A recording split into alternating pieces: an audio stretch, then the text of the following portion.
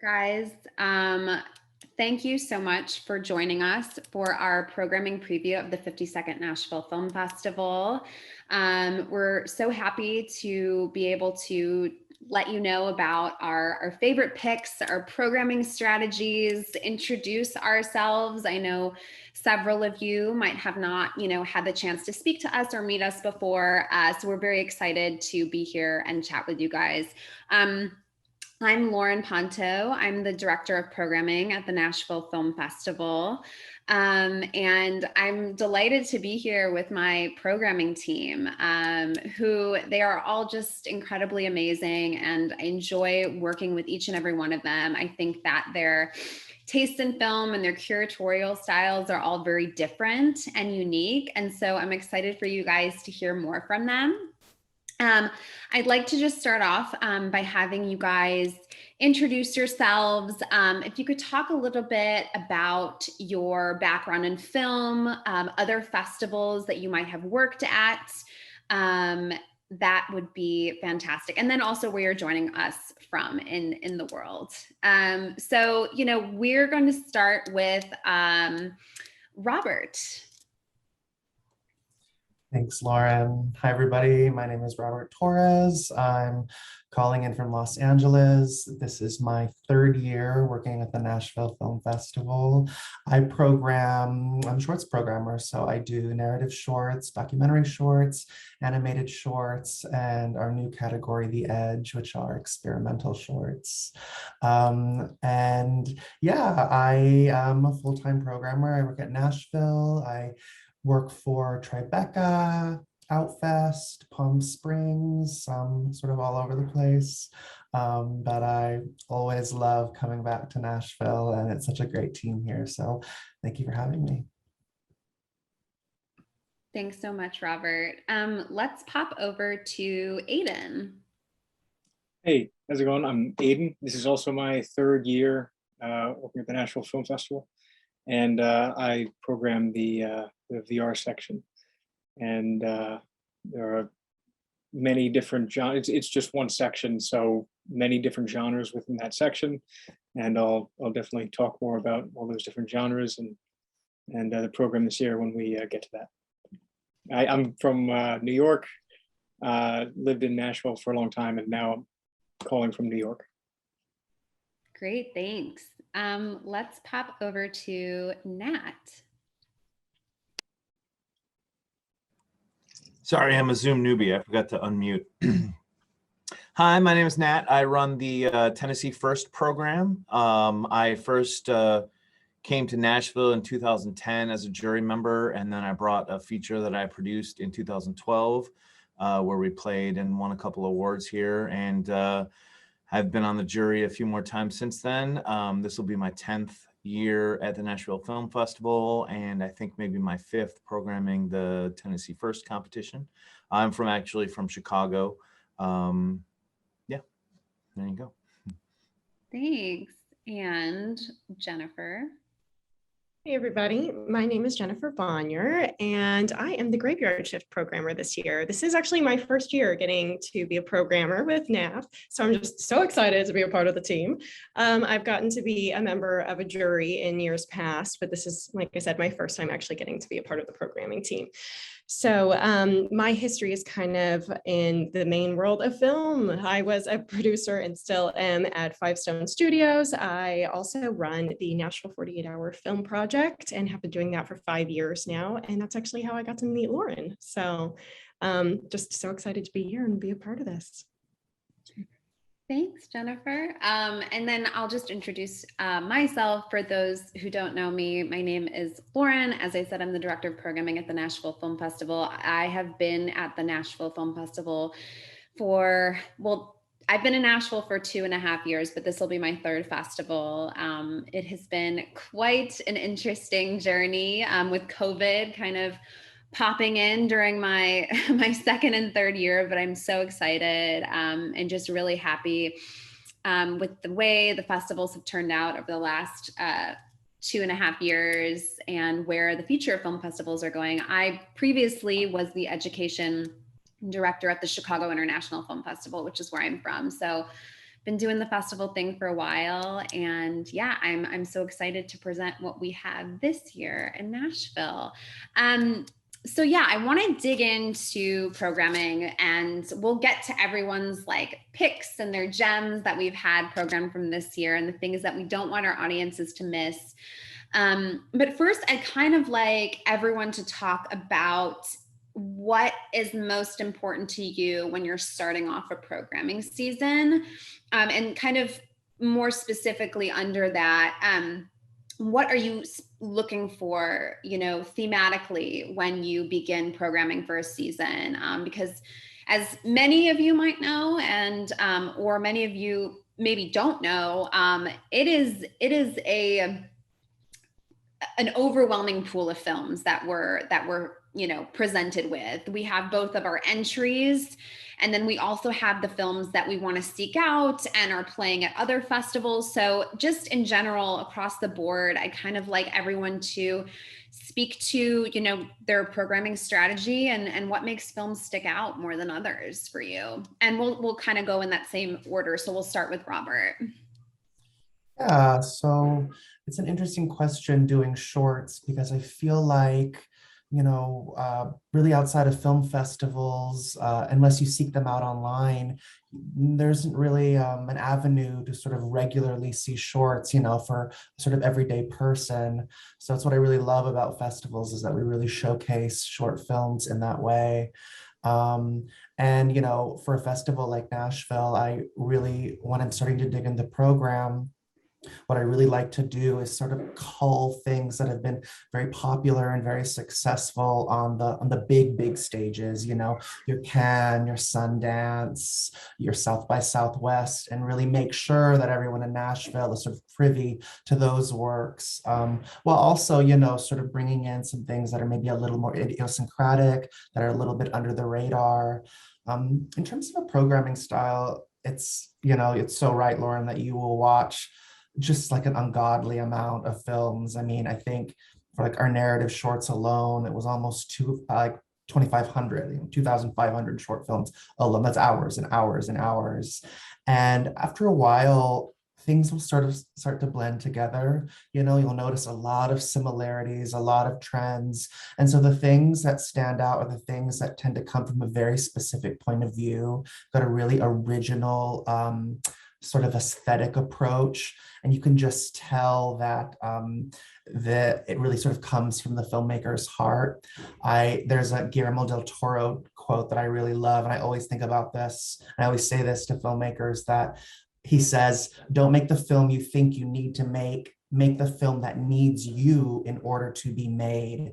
I just think that that's so spot on. So yeah, and as always, we have such a strong selection of the shorts, so see them.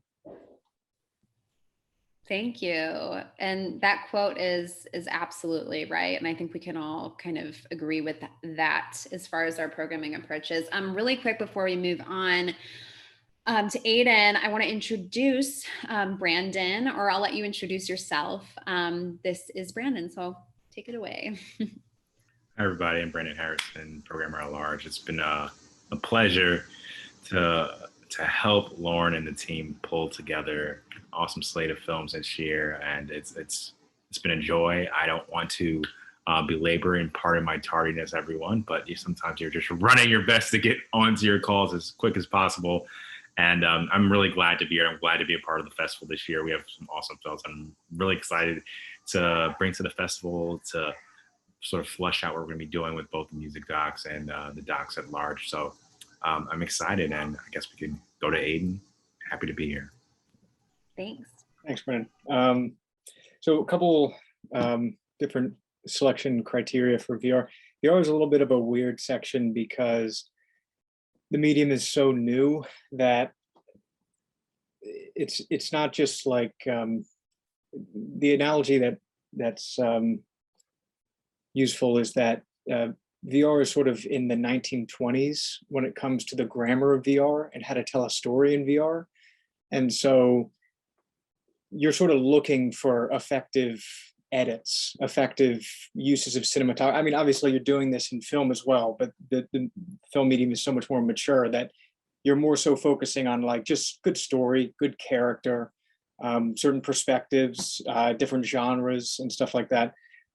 While I'm focusing on all of that for VR as well, because since there's just one section, I do have in mind I want a variety of different genres and perspectives in this, small program.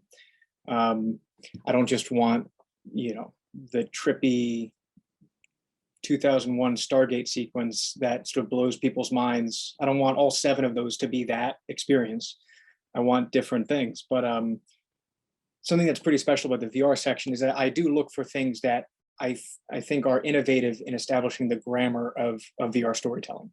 And then for everything else, I also pay attention to just like production quality and story and character, or if it's a documentary, the subject matter and so on. So anyway, that's just a preview of programming VR. Thanks, Aiden. I'm excited for you to get into more of your picks so you can kind of explain some of those different genres that you're talking about, because you're so right in that I think VR is still a little bit, it's very unknown to a lot of people, and like the depth of what a VR film can actually be. Yeah, and so let's jump over to Nat. Talk to us about your programming style and what sticks out to you. Well, as Robert already mentioned, I also, after watching, maybe 1,000 movies a year, I'm always looking for something that has a different viewpoint, is creative in how they present a story, a unique viewpoint. And one thing I've really loved about programming the Tennessee section is how much I've gotten to learn about Tennessee, about the history, about, and about the current. And, honestly, besides film, one of my favorite things is music. And we always get so many great music-related films as well. One thing I've always pointed to as an example of why I love doing this is a movie I programmed a while ago called Clarksville 1937, where these people found an old reel of film footage shot in Clarksville in 1937, and added some historical context. But just being able to see that was so cool. And those filmmakers are actually back again this year with a short film that they have about a statue that was built in Clarksville. But yeah, I'm always looking for something different and getting to expose myself to a different viewpoint and learn things. Yeah. Thanks, Nat. Yeah, the Tennessee films are always so fun for me too, because not being from here, I get to learn so much about, not just like the history of Tennessee, but just in general, what the film industry here is like and what the filmmakers are focusing on. So I'm excited for you to get into your picks as well. Jennifer, let's hear from you about the spooky and the scary. Yeah, so this was actually a really, really fun year for me because, like I said, my background is from the 48. And so with the 48, you don't have a lot of control over the films that you have to program, but you do get connected to every single film you watch. They're like your little babies. You're so proud of the people that have created them. And so it was really interesting for me to get to do this year because I just found a connection to each film individually. And it was really hard to whittle it down, but I'm very excited about what we came up with. So when I was looking for things this year, obviously the Graveyard Shift tends to be spooky. It tends to be in the horror genre. But I think the horror genre can actually be a very deep genre. It's one that I think you can utilize for genre blending a lot. And so that's something that I really had my eye out for. It's not your typical like slasher B movie or you're just like jump scares. I was looking for something that took the tropes of the horror genre and kind of pushed the boundaries, something that just really wasn't afraid to make you think. I wanted something that just kind of lingered with me, didn't just scare me and then I walked away and was like, oh, okay. So I'm very excited about what we've got going on this year though. Yes, I completely agree. And I do think, like you said, about genre blending, that's so fun. And that's what the Graveyard Shift program is all about. So I'm really excited for what we've going on there this year, and you can talk to us more about that. And then Brandon, for you, if you haven't gleaned already from what we've been talking about, we're talking about our approach to programming when we're presented with, thousands of films to choose from every year. When you're curating films, what are you looking for thematically, or what sticks out to you, especially in the documentary? And for us, we're unique with the music documentary category, but just documentary is so, so we'd love to hear from you on how you decipher all that. For me, like when you're watching all these films over the course of a year, like everyone said, that it can be overwhelming, and you're trying to really sift out and find what really sticks out to you, but also what sticks out to an audience. What do people want to see? What intrigues them? And once you're at that step, it's all about, how do I navigate the world of the film industry this year? It's been where, it's been here. What did the filmmakers want to do? Are we really helping a filmmaker tell a story, or getting their story to a new audience? Is it a story that maybe it's been around and that people need something new? So it's a delicate equation that you're trying to mix, and each film sort of fits a different spot in that equation. And I think that's the best way to approach it, that you're trying to hit a certain point, but it's definitely algebra. It's like, it could be a number of different ways that you can get there. X could be 5, X could be 9, but once you find that right mix of numbers to get to the end result of a good program, it's really exciting. So for me, especially this year, I was hoping to find a mix of films that were popular topics specific to Tennessee, and then, Southern culture that fit within a different general genre of what we're trying to do at the festival this year. And also some things that just were powerful films that people just needed to see, and stories that needed to be told that could boost a filmmaker or help them along their career. So I think for me, the linchpin of all of those different areas that you're trying to bring together is the idea of a novel story. We see so many stories, but what is the core novel twist? Is it character? Is it filmmaking?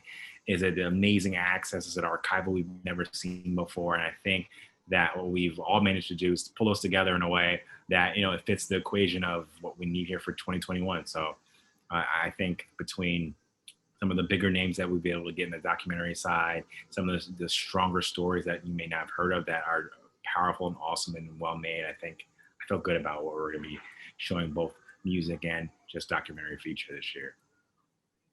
Yeah, I couldn't agree more. As far as, kind of how we approach the documentary section, as well as how I approach the narrative sections, both for feature and the narrative feature section, and for our new directors, in addition to like our independent picks and our world cinema, the international lens this year. I think I agree with everyone as to what you mentioned. I also think for me, because I come from a film education background, for me, it's just really about, did I learn something, or do I feel like I discovered something new when I watched this film? And that is not just for documentary, it's for narrative, it's for US indies. It's like, was I learning, was I seeing something new in filmmaking, whether it's cinematography or story or character.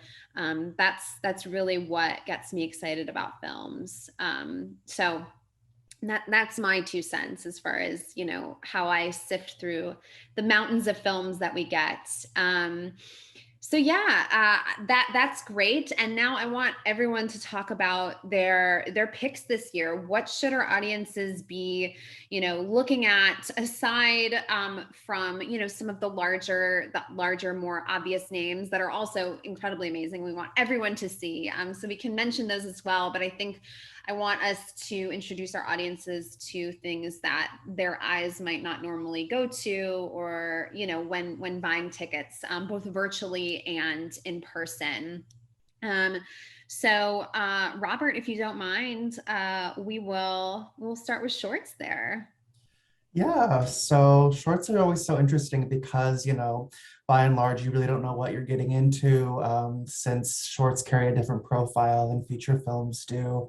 And so you really only have like a title, maybe a little blurb to go off of. So I can help you walk through We've got our narrative shorts, which, you know, we're an Oscar qualifier here at Nashville. So we really have the privilege of getting some of the best stuff in the world sent to us, and it's fun to organize them. A program that I really like in the narrative shorts is called A Taste for Danger, which all of the shorts are sort of centered around criminal families, you know, people who sort of do very sneaky things in order to get up in this world. Another one that I'm really proud of is called Rage Against the Machine, which really speaks to kind of how we live now, sort of bureaucratic messiness and the reality of living in COVID, the sort of frustrations that we all feel. That particular program speaks to that. So it's obviously incredibly timely. In documentary shorts, I've got a program called Hope Floats, which, you know, in the year that we've all had, the year and a half that we've all had, it's sort of nice, I thought, to put together something that is very, just hopeful, you know, stories of real people kind of doing good in this world, persevering. It's quite nice to sort of sit in that world for a little bit. As always, our animated showcase is really just top notch. I think, you know, we see a fair amount of animated movies, you know, like in the movie theater every year, your Pixar, your Disney, and shorts really explode your idea of what is possible in this medium. It is so staggering and incredible. And often it's the animated films that have the most resources, the most time and money put into them. So I really recommend them.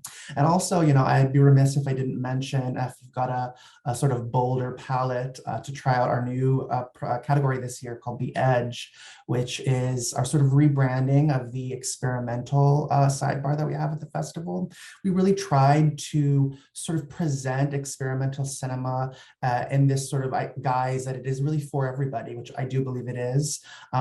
Definitely go in with a kind of open mind and allow yourself to fall into the rhythms of these very unique films, but all of them are made by artists within the sort of experimental branch of filmmaking who are very renowned. So it's a really exciting entry point into experimental cinema. So yeah, check them out.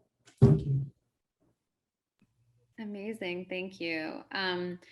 One comment I have for Robert is I love everything you program and all the films are amazing, but one category that just always brings me so much joy is the animated category. It's so dynamic and so different each year, and it's such a range of countries and topics and themes, and I really couldn't stress enough that I think it's a don't miss. So for those joining and watching, do watch the animated shorts program. It's lovely, and it's virtual this year. Or some there's a couple that will be in our in-person mixtapes, but a majority are virtual. So anyway, I just wanted to insert that there. Aiden, let's talk about VR more. So the VR program, as I said, runs the range of different genres, you know, narrative to documentary to experimental, non-interactive, interactive, sort of independent or, you know, sort of studio funded. They're going to be the experiences, as I mentioned, like the sort of the psychedelic, mind-blowing audiovisual experiences that one expects from a VR experience. At, you know, high fidelity, high quality, really trippy, great experience. That's Strands of Mind is the name of that one. And if somebody's new to VR and they just want to have a great sort of, I don't know, really resonant and moving immersive experience, they might watch that. That's a very experimental piece. But then there's Lily's Day, which is just sort of like a passive, straightforward, independent, it's a passive narrative. And it's something that could have been like just an indie short film, but it utilizes VR in a great way. And it utilizes VR cinematography, 360 cinematography, 360 sound editing. The way it guides the viewer's attention is kind of interesting in certain ways. They use sound and the frames within the frames to guide attention. So that one, you know, maybe if someone's already experienced with VR and they want to have a sort of more regular film experience within VR, that's what they could see. But three of my favorites, I would say Greenwood Ave, which is Greenwood Avenue. It sort of blends genres. It's part documentary, part narrative reenactment of the Tulsa Race Massacre, which this is the 100th year anniversary of that. And the production quality, the innovation of VR grammar, and the performances and the documentary interviews are excellent. So that's an experience I'll probably recommend. I'm going to be at the booth this year at the exhibit, and so I'll be talking to everybody who has any other questions. Another one is Bioluminescence, which is a interactive sci-fi horror narrative experience. It's one of the most fun. If you like horror, it's one of the most, and sci-fi, it's one of the most fun experiences. And even though you're not sort of interacting with the narrative itself, nothing you do is changing the narrative. You're still interacting in certain ways with the experience, and so that was pretty innovative in certain ways. My favorite is one called A Promise Kept, which is it's about Fritzi Fritzl, who, as a little girl, was in a prisoner in Auschwitz, and the promise that she has kept is to tell the story of the people that she met there. And she actually, I mean, the filmmakers were granted access to the camp itself. It's incredibly powerful. And the way they made it was extremely technically well done for a documentary in VR. But also a very sad fact is that Fritzi actually passed away a couple months ago, soon after this was completed. And it brings up something that's pretty interesting about VR and just sort of, I don't know, media technology, is that, you know, the newest medium is almost always the most intimate one, the way to feel most connected to the subject. Like a sculpture of Shakespeare is great, but you sort of want a photograph of what he looked like. You know, a photograph of Frederick Douglass, who at the end of the 19th century was arguably one of the most photographed celebrities of the time. A photograph is great, but you kind of want an audio recording on a phonograph to hear his voice. And actually, he was alive when the phonograph had been invented. And I think he even heard a phonograph a year before he died, but we have no recording of his voice. And so, and then also, like, another example is, I love the Wright brothers. And there's a film of the Wright brothers sort of standing in a field, just sort of like talking about their 1908 Flyer and then doing a test run with it. And it's like this incredible document that I think it's important to get significant people of the, you know, for lack of a better phrase, like the outgoing generation onto the newest medium so that their legacy can have the greatest longevity. And so I think A Promise Kept is just an excellent use of the newest medium. And it's also just a great documentary. So that's my favorite. So there you go. Thanks, Aiden. I love the way you describe the blending of history and this newest medium of film. And, you know, I think, like I said, VR is so dynamic. There's so much to it. It's not just those sort of like sci-fi psychedelic experiences. Well, those are great. Those are great, yeah. There's stuff like you just talked about that's so rare and gives people a different perspective on history. So I'm really excited for our audiences to see that. And like Aiden said, he will be at the booth running the VR. So, you know, for those watching and joining, don't be shy about walking over and trying the VR. It's so fun, and it's such an intimate experience. So I really do recommend that, and I'm excited for those titles you mentioned. All right, so Nat, let's talk about the films in the Tennessee program this year. Yeah, I'm really excited about them. jump in. Well, of course, I'm going to start with music-related films. As I mentioned, I do love music stuff, and one that is one I really love, which we actually were talking about showing last year, but they canceled the whole release of the film due to COVID. They didn't play. It's about a band called the Young Fables. They're a local band in Nashville. They're kind of alt country with maybe a little bit of folk. But this film kind of charts the creation from beginning to end of one of their songs, starting with the first session they sat down with a fellow songwriter to really figure out what they wanted to write a song about, the collaborative process, the recording, the release. And it really, just as Zayden was talking about the philosophy of this recording, it really made me think a lot about how art is crafted and the difference between making art about a specific thing that you then want everyone to relate to. And that sort of like vagueness versus specificity in your art is so interesting. And they're a great band with some great music, and they're gonna be performing at the festival as well. That's called The Fable of a Song. The band is called the Young Fables. Highly recommended. Also, I'm really excited about this film called Leftover Feelings, which it kind of actually serves two main purposes. One is documenting the creation of a new album by John Hyatt with Jerry Douglass, guitar, bluegrass fiddle player.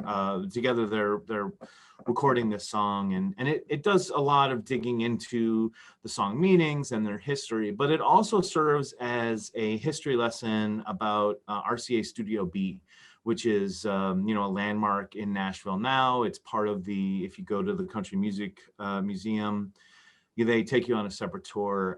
Everyone recorded there in the 60s. They have so many great people on the wall. And so this film kind of, it might not have been up to snuff if it was just, I've turned down, kind of fluff piece documentaries about people recording a new album before. But the mixture of it being about them making this album and the history of Studio B is really engaging for the full runtime. And Lauren, do we have people at that screening? Are we announcing that yet, or? Yeah, so John Hyatt and Jerry Douglass will be at the screening for the Q&A in addition to the filmmakers. So the audience will be able to ask questions to the musicians and both the filmmakers. So it'll be a good time.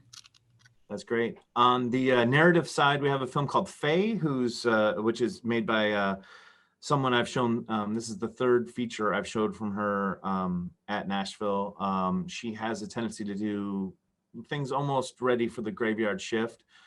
A little more thriller than horror. She relies more on messing with your senses and your idea of what's real and what's not, more than on buckets of blood or knife wounds or things like that. A little bit more, like I said, a little more of a thriller than a mystery. We do have another music film called Invisible, which it talks about the difficulties of being a lesbian in the country music scene. That movie features Emmylou Harris, Linda Ronstadt, Shelley Wright, just a whole slew of pretty popular country music artists. And the last feature we have in person is a documentary about a place called Thistle Farms, which is a working rehab community for women who have been incarcerated or suffered with addiction issues. And they both give them a place to live and the support structure they need. And they're also a business. They make candles and some other things, and they have some stores in the area. The person who directed this, Ryan Camp, also does not keep it kind of a puff or superfluous story. He digs deep into these women's stories, and they open up to him in really big ways. And it's really engaging and interesting. So. Amazing, thank you. And the best part about all of the Tennessee films is because everyone's here, we get some great Q&As and some great guests. So, you know, as far as those playing in person, I would not miss that. And then we do have 2 really amazing virtual only Tennessee features as well. So, I mean, I feel like all of the Tennessee films are, and don't miss, including the shorts, which we're also playing in person on the first night. So definitely check those out. Jennifer, let's talk about your graveyard shift films. Talk about the spooky films. All right, so we have 2 short blocks this year. The first one is called Time is a Funny Thing, and it just kind of conquers that topic of time in a really compelling way. All the films are discussing time, whether it just be utilizing a time period in a really interesting way, or in the style in which they were shot and utilizing the filmmaking style from that period, or if it's just like a component of the narrative. So one that I'm really excited that's in this category is called The Atomic Spawn, and it's a film from the US, and it is an incredible use of stop motion animation. It's set in 1952, and it's about like a nuclear test site, and the lead character discovers this little small irradiated egg, and he is the test subject at a fallout shelter. And of course, the egg hatches while the radiation is happening, and then all this fun, crazy chaos ensues. It's a really good time, really well done, and just I'm so excited about that one. The second shorts program is called Love Comes in Many Forms. And these films I really connected with because they're all dealing with relationships of various natures. One film is about a woman connecting with a cockroach because she's just so lonely, and that is her only friend. We're also having a film from the UK that I'm super, super excited about, and it's called Stuffed. And this is actually a musical horror, which makes me so happy on so many levels. And so what happens in this film is it's about a taxidermist who dreams of stuffing a human. And when she meets a man online who volunteers to be her specimen because he's afraid of aging, a little romantic spark between them kind of complicates the situation, but it's just such a compelling way to discuss that story and the idea of aging and just unusual forms of romance. We've also got a couple of other films in there that are dealing with just like deep friendship and friendships that can connect you beyond. So when someone passes, if that friend lingers with you. It's a lot of really good stuff for sure in the shorts. And then we have 4 features. So when we were doing the features, we were really trying to, again, like get a little bit of everything, because yes, the graveyard shift is horror. Generally, that's the topic we all want to see when we hear the word graveyard shift. But I feel like we did a really great job this year of finding a little touch of different types of horror. So we have a horror comedy called The Murder Podcast, which I just can't stop laughing at. I want to watch it all the time. We've also got a really great suspenseful psychological horror and an amazing documentary that is extremely comprehensive and covers the full history of folk horror. Absolutely fascinating. It is like going to film school and learning everything you need to know about the history of horror. But the one I'm most excited about is definitely We're All Going to the World's Fair. And that is, oh, that film will just linger with you for so long. It's a coming of age drama that follows a teenager who becomes immersed with a online role-playing horror game, and she's documenting everything she's going through, and you're trying to determine whether or not it's actually happening or is it all in her mind. So there's a lot of really, really great stuff this year. Amazing. Yeah, I'm really excited for those. And we do have 2 horror or graveyard shift genre films playing in person this year. We have Beta Test, and then we also have We're All Going to the World's Fair. So in addition to checking out all of those virtually, I would buy tickets to go see both of those in person. They both cap off our nights on different nights, and so yeah, that we've placed them in a spooky time, and obviously we're going to be in October, so I think it's definitely the time to check out some of our horror pieces. Okay, great. Brandon, if you want to talk about some of your faves in the doc and the music doc section. Yeah, man, I'd be glad to. It was definitely an interesting programming process this year. Pulling from so many different stories and genres to get both music and documentary features that feel different and different stories that kind of create a puzzle of a slate that's pretty interesting. So, of course, that we have some of the bigger names in documentary this year with some of the music titles, including the AHA film, Brian Wilson, Fanny. Those are amazing and awesome, and I'm sure everyone will enjoy to see them. But some of my favorites are things like I'm Juanita, which is an amazing, I'll call it a personal tale of an Australian, I would say country music artist, but she's an Australian queen of honky tonk and her journey and finding her way to Nashville. And that's as much as I'll say about it. I'll say that it's definitely a wild ride that follows individual in a way that is really beautiful and touching, but also shows you the power of music. And I really enjoyed it. I 100% recommend that as well. Along with that, something that I would say is a little different that I really enjoyed programming is Charm Circle, which gives an intimate, personal story of a family at flux, that family that is undergoing change for years and years and years, and I'm not sure if they can come to terms with it. And this personal narrative is gone through the director's eyes, Nira Bernstein, and it allows you to see sort of this personal journey that a child can go through with the reckoning, the relationship that not only they have with their parents, but also that their parents have with each other. What does that mean? And how it relates to a lot of our own personal relationships with people, and how do we deal with those? So it's a beautiful, beautiful film, which I really enjoyed.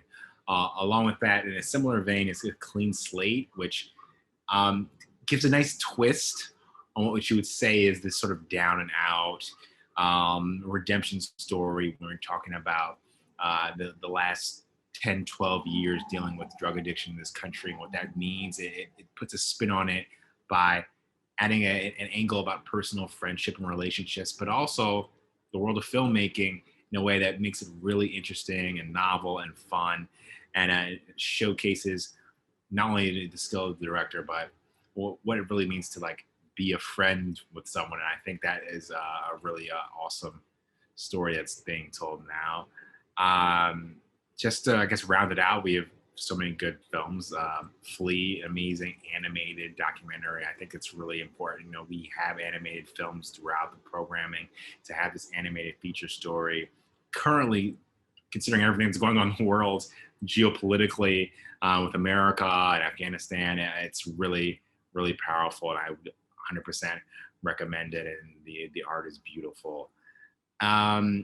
At risk of going on very long, and the last one I'll mention is The First Step, which I find to be pretty poignant within the breadth of our program, but also following Van Jones trying to pass the First Step Act. We have another Tennessee adjacent film with Van being from Tennessee, and a lot of our filmmaking team being from Tennessee as well, be here and supporting the film and in person. So an amazing slate: Fanny Right to Rock, Neutral Ground, Socks on Fire. So many awesome films that fit the gamut. Socks on Fire is so lively and fun, and I think there's a lot of options for you out there if you want something to hit the range of music, drama, politics, or even something fun and whimsical to get your documentary fix.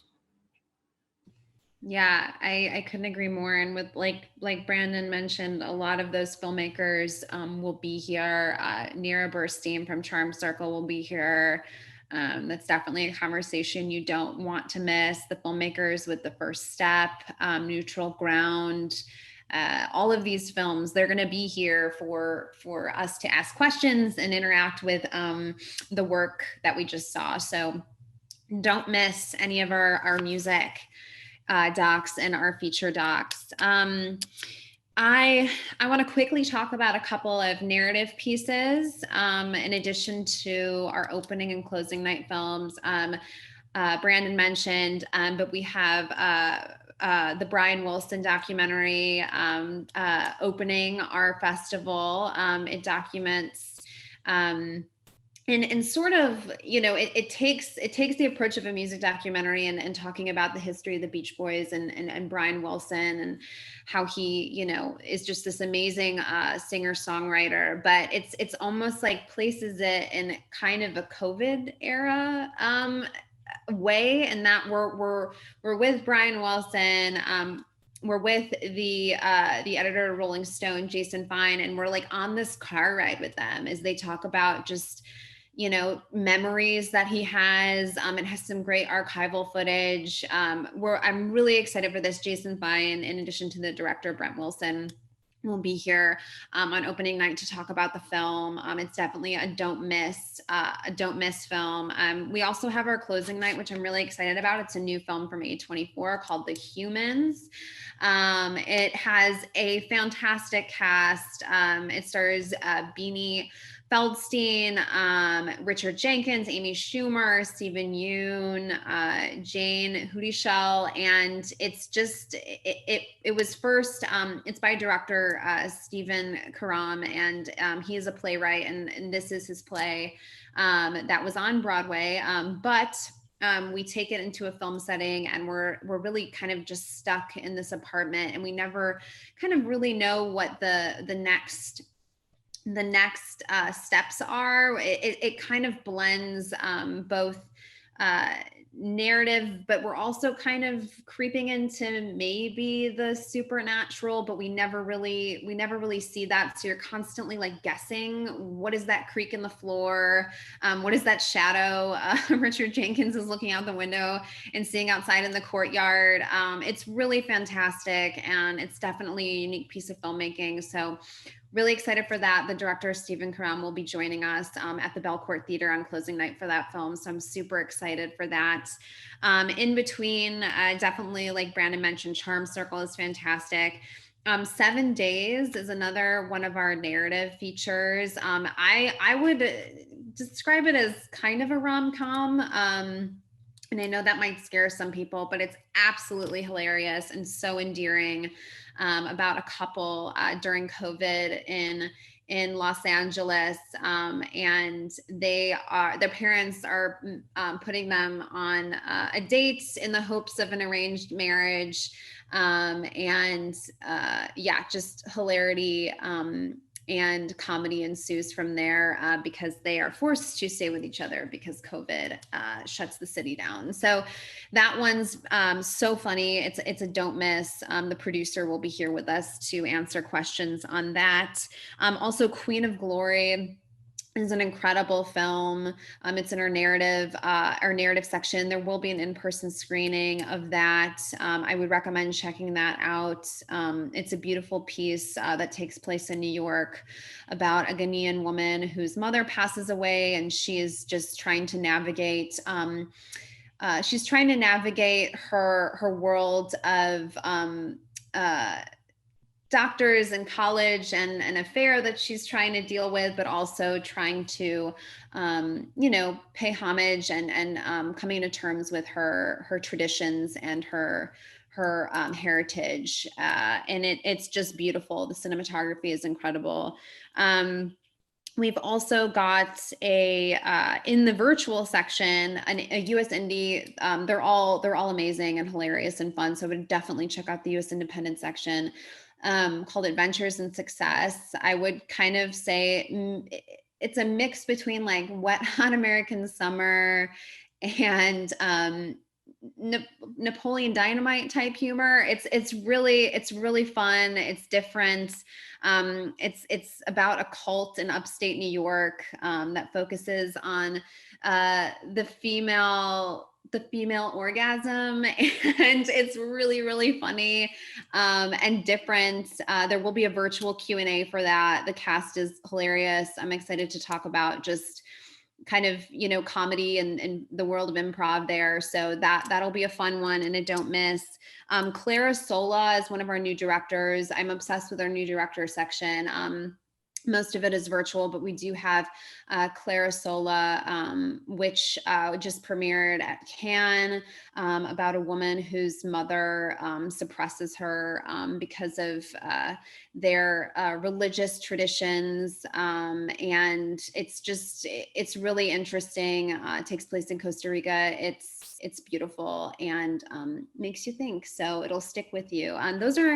Those are the ones that are sticking out to me right now, but I can't stress enough that just every film we have this year is absolutely incredible. I think the programming is very intentional. As you heard from our programmers this year, we really take a lot of care and pride in programming what we do. And I really think we're all just absolutely obsessed with everything we have this year. So at this time, if anyone joining has any questions about what we've talked about, we'd love to hear from you. Well, if we don't have any more questions, I'm not getting anything in the chat. I do have something that I would love to hear from everyone to end the Q&A with. And that's how do you feel about the future of programming and the future of festivals? Obviously, with this year the year and a half we've all had, we've kind of had 2 iterations of festivals, lots of new stuff coming into play as far as the festival landscape, logistics, programming, how things are working. I'd love to, and this is just open to anyone, so anyone can jump in. I'd love to just hear from you on how you feel about the future of film festivals, and I guess like what you're most excited about and looking forward to. I'll go first.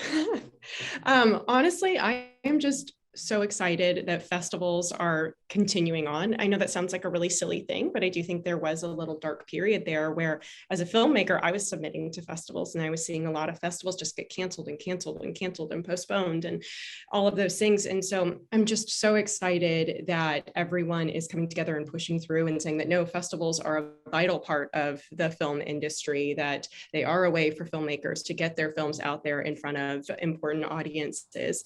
And I'm just so excited that now there is that avenue for all of those filmmakers that were stuck in their shelters by themselves for so long, holding on to those projects, that now that they're hopefully able to get out there and create those, and that places like the Nashville Film Festival still exist. I know that's a kind of a dark with a silver lining, but I am just so happy that we're persevering. I can also add that it's so nice that, anything that makes it to a multiplex or even an art house is something that has a lot of money behind it, and it has a whole team of publicists and agents, and it's extremely difficult to even do a small release for a film. And festivals are so vital because there's a money component for sure. We live in a capitalist world, there's money in everything. But what we really try to do is just give a platform to the stuff that we think is the best. Emerging artists, unique voices, fresh takes on the medium. And there's really no other avenue that you can do that on a big screen. And I think that's such a key component. The things like it online, but really in a big screen setting, it's just, it's sacred, I think. I just want to piggyback off Rob there and just say that, and Jennifer, but the resiliency of festivals, the resiliency of filmmakers over this past year and a half has been awesome, but also what we're going to be able to do with that. A lot of work has been put in, and there's a lot of jokes and talks about infrastructure, right? What does that mean to make infrastructure in politics? But the infrastructure for festivals going forward has been made in this year and a half period of doing online and in person. What does that mean? How can we grow and provide more opportunities for filmmakers, for people that are doing things that aren't simple as film, that are doing VR, that are doing audio, that are doing different formats of film? And what does that mean where all of these festivals have the opportunity and now the time and energy and the purpose and will to actually do this? And now, hopefully, going forward, we have more Nashvilles that can do bigger things than we ever thought we could do. And it's really awesome. And I'm excited that hopefully the things that have been brought out during this period will be able to give festivals more relevancy and opportunity to help those filmmakers that Rob was saying get on more screens than they ever thought they would. I've been saying for a while now, you know, I didn't mention it when I introduced myself, but I run my own film festival outside of Chicago. But I've been saying for probably close to, 6 months, I think we're ready for a new renaissance for people going to live events and having community, just a communal art experience. And that means concerts and film and, anything else. I think if anything, we can be seen as more relevant than ever. I've talked to dozens of filmmakers who've been so upset that they worked for years to make a film and then they've never gotten to actually sit and watch people see their film for the first time. I talked to somebody who had a film that started playing a year ago and they're finally getting to see it with an audience for the first time. I mean, it's heartbreaking for them, and it hopefully makes them realize how important we are, and hopefully attendees are also learning that same thing, saying, boy, I miss seeing movies with other people. I'm very excited for the future of VR, very optimistic that it's going to get better and better, much better and better every year. There are technological improvements that are going to contribute to that, better hardware, better software, economic reasons, the market for it's going to grow. Right now, there's not such a clear pipeline of like distribution or like an afterlife for VR films. I mean, there are, you could make an app out of it and put it on Steam, or, some people are taking their experience and sort of getting a way to have it shown in schools as part of an educational process. Some are having it shown in museums, but for example, for A Promise Kept, that experience was commissioned by a museum, but it's not as likely that museums are at this point in time going to film festivals to pick out VR experiences to put in their museum. And so there are all these changes and at the end of the day, people are going to figure out how to tell stories better. And then talent is going to come to the medium, and then the stories are going to get better from there for that reason. So for so many reasons, VR is going to get better and better in the coming years. That means the programs for VR, the Nashville Film Festival, will get better and better every year.